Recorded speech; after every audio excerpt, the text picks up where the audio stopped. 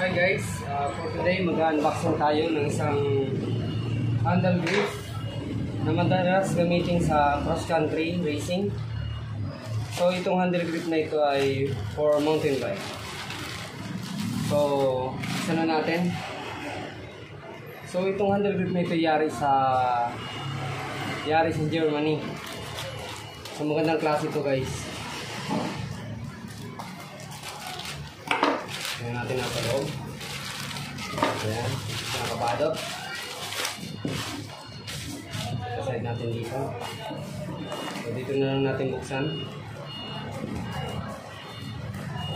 So yun nakuha kong handle grip guys ay bali pang cross country. Tapos ang kinuha ko sa kanya ay all slick. So maganda kasi pag all slick eh. Yun.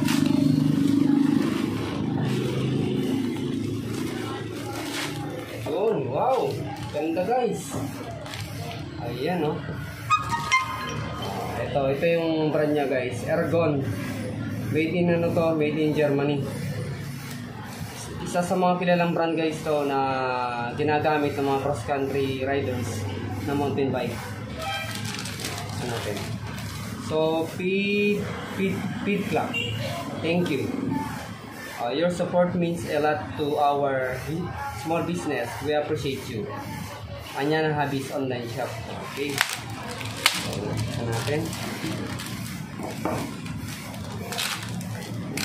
May parang ano sila. Thank you. Thank you. May contact number din. Wala na plastic. So, paano naka-plastic siya? So, guys siya. Ang ganda niya. So, ito yung sinasabi kong all slick. So, Ergon Mountain GE1 Evo Slim.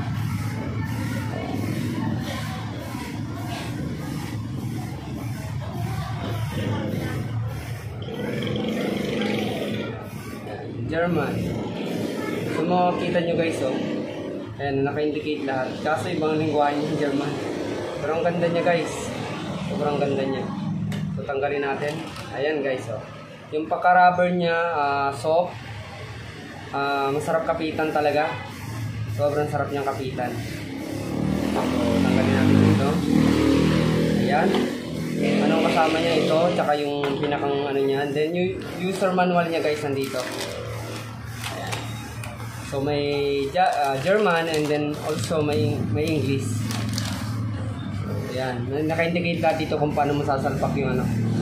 Yung Ergon na handle grip. So bali guys, bumili ako nito kasi gagamitin ko siya sa aking electric scooter. So papalitan ko siya nito. Ito ang nagustuhan ko dito, bukod sa lightweight, maganda yung rubber, paka-rubber niya, malambot. Sigurado yung patig mo sa kamay mawawala dito. Then yung oil slick niya, napakaganda ng logo. Ayan o, Ergon G1. Sobrang ganda niyang tingnan guys. Wow. Hindi ko na-expect ito na ganito pala kaganda ang Ergon.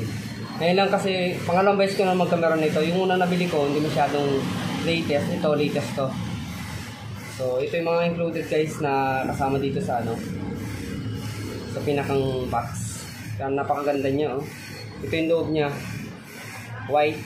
Then, ito, nakafix na to. So, sasalpak na lang natin dito sa pinakang ano, electric bike scooter. So, may nut din siya. Alirens na ang gamit. So, bali ito 3mm. Ayan guys, sobrang gaan niya. So parang parang mga 20 grams lang to o ano, gaan eh. Pero yung paka-rubber niya guys, ang lambot. Parang ang rubber niya transparent. Kung titingnan mo ito, may naka-indicate right. Itong isa ay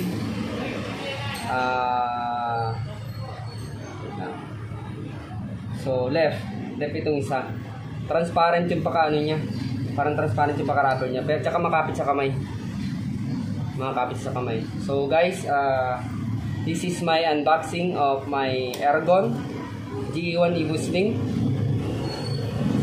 Evo Slim ang kinuha ko, hindi yung ano, yung mas okay kasi itong Evo Slim.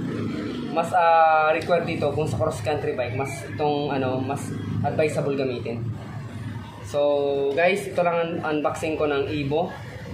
So babalik ulit natin sa lagayan. Ayun. Sasalpak mo lang. Then dito, napakaganda niya. So balik ulit natin sa plastic. nakapit yung ano niya. So, check natin sa loob. Alright. Ayan. So, binalik ko na guys sa plastic. Ang hinihintay ko na lang yung aking electric bike scooter para sa box off. So, this is my unboxing of my Evo Ergon G1 Slim. Thank you so much for watching. I'll see you on my next vlog. Take care guys. Bye.